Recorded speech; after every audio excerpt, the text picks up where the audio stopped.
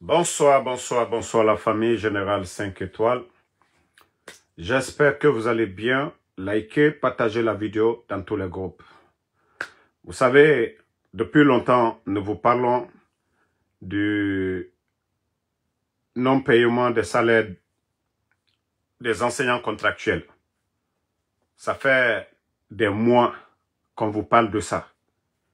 Et nous avons alerté le peuple de Guinée sur la situation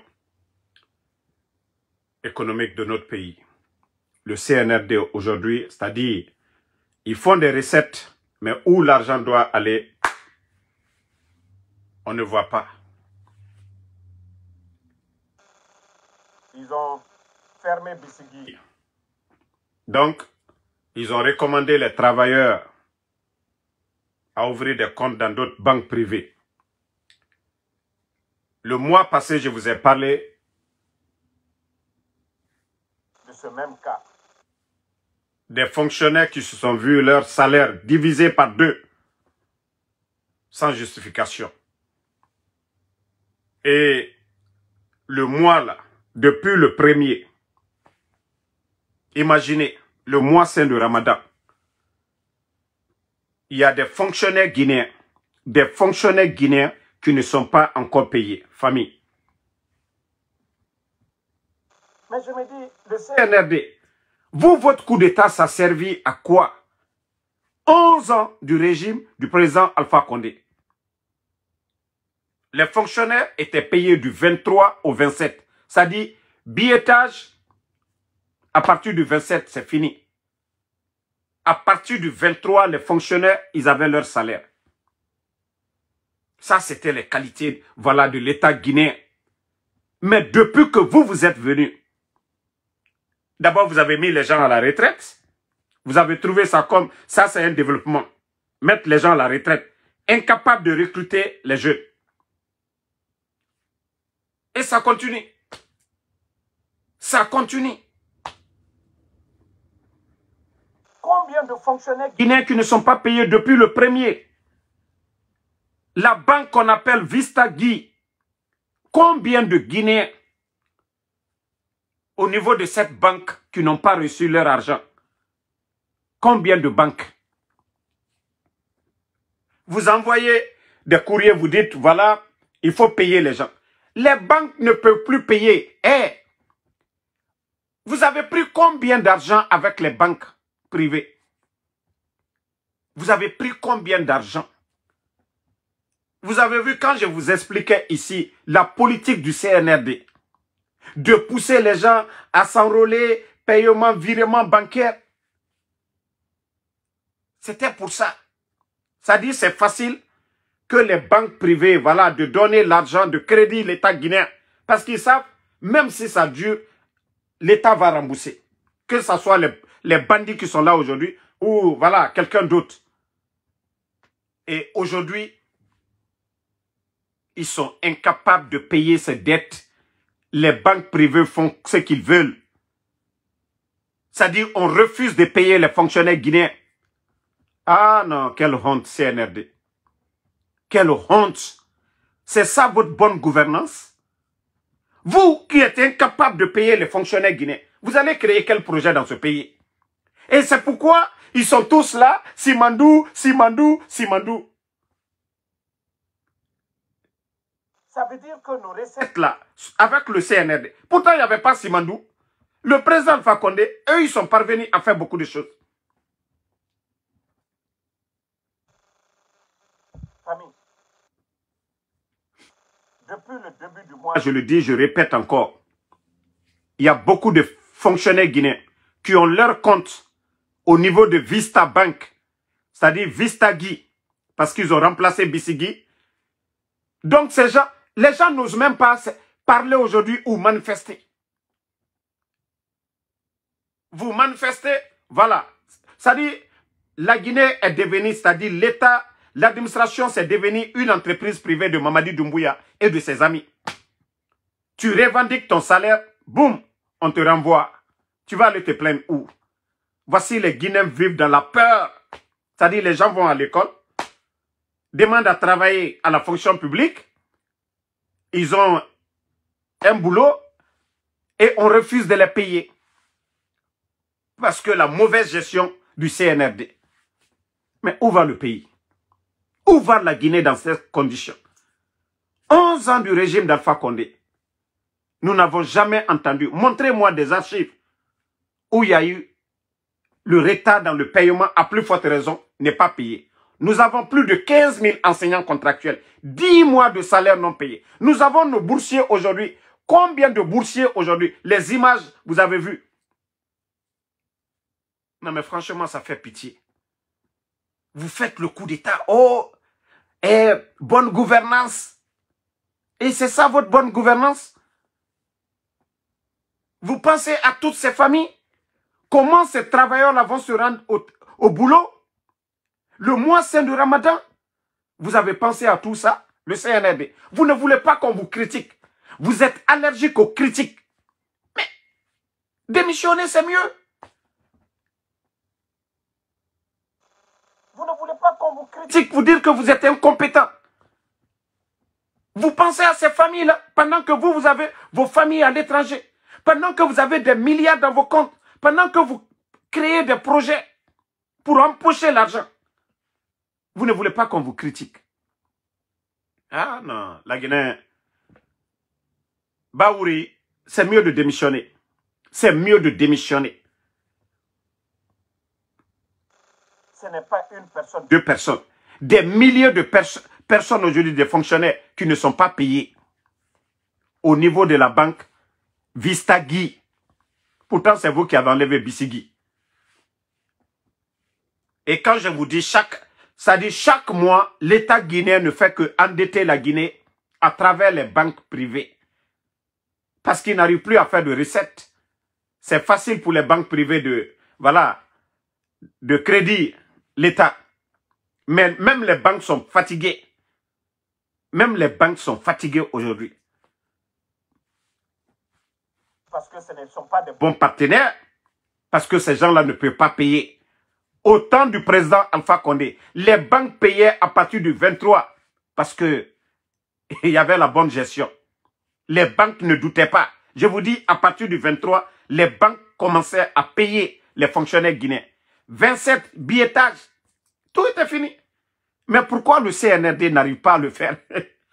Et vous parlez de bonne gouvernance. C'est ça la bonne gouvernance? Quel espoir? C'est-à-dire, les Guinéens doivent comprendre ça. Si eux-mêmes, je vous ai parlé de la production de bauxite, 15 millions au temps du président Alpha Condé. Aujourd'hui, nous sommes à plus de 100 millions. Et ces gens-là sont incapables, avec tous ces revenus, ils ne peuvent pas payer les fonctionnaires guinéens, ils ne peuvent pas créer de l'emploi, rien du tout dans le pays. Non, mais c'est dommage. Hein? C'est dommage pour notre pays. Vous avez multiplié la production de bauxite par combien? Ce que le gouvernement du président Alpha Condé gagnait, hier, vous avez multiplié par 10. Mais malgré tout, on ne voit rien sur le terrain. Aucun changement. Et avec ça, vous voulez nous faire rêver avec le projet Simandou? Vous voulez nous faire rêver avec le projet Simandou pour aller où?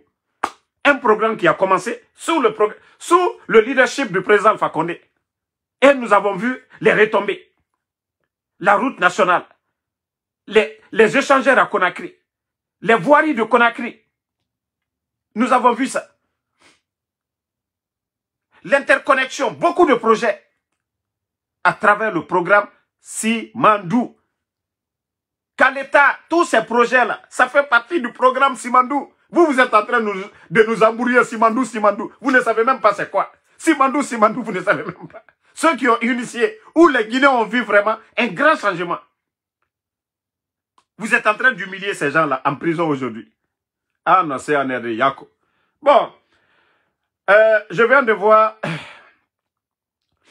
l'écrit de Abdul Latif. Vous savez, quand on parle des journalistes aujourd'hui en Guinée, c'est eux. Les Babila, le grand Lincoln.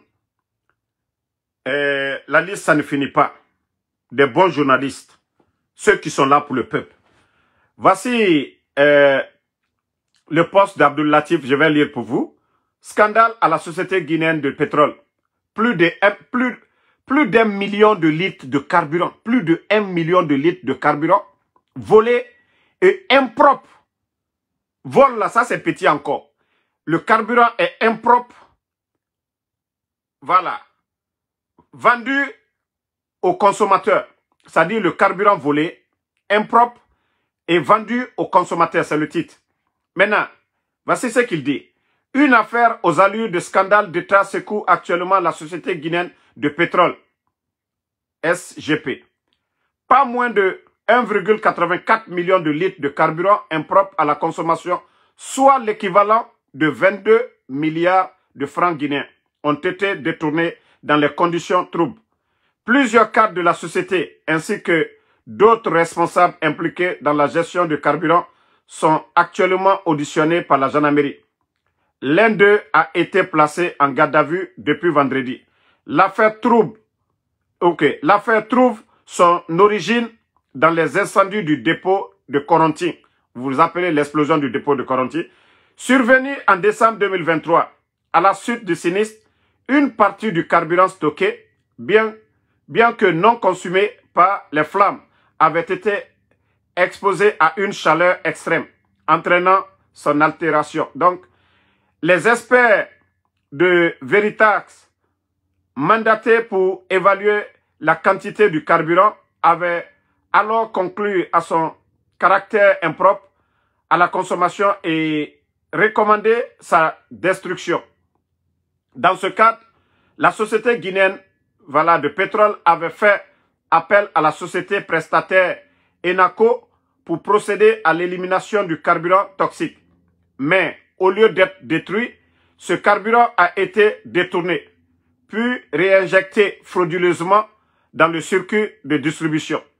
L'enquête révèle un modus operandi bien rodé. Dans un premier temps, 4 citernes de 40 000 litres chacune ont été chargées sous prétexte d'approvisionner une usine située à Dubreka, dont les besoins d'urgence en carburant auraient justifié cette opération. Mais au lieu de rejoindre l'usine, les camions ont été suivis par filature par les gendarmes chargés de la sécurité du site jusqu'à plusieurs stations de service de Kaloum, où ils ont été dépotés en toute discrétion. Vous avez entendu? Ce premier détournement n'était en réalité que la partie émergée de l'iceberg.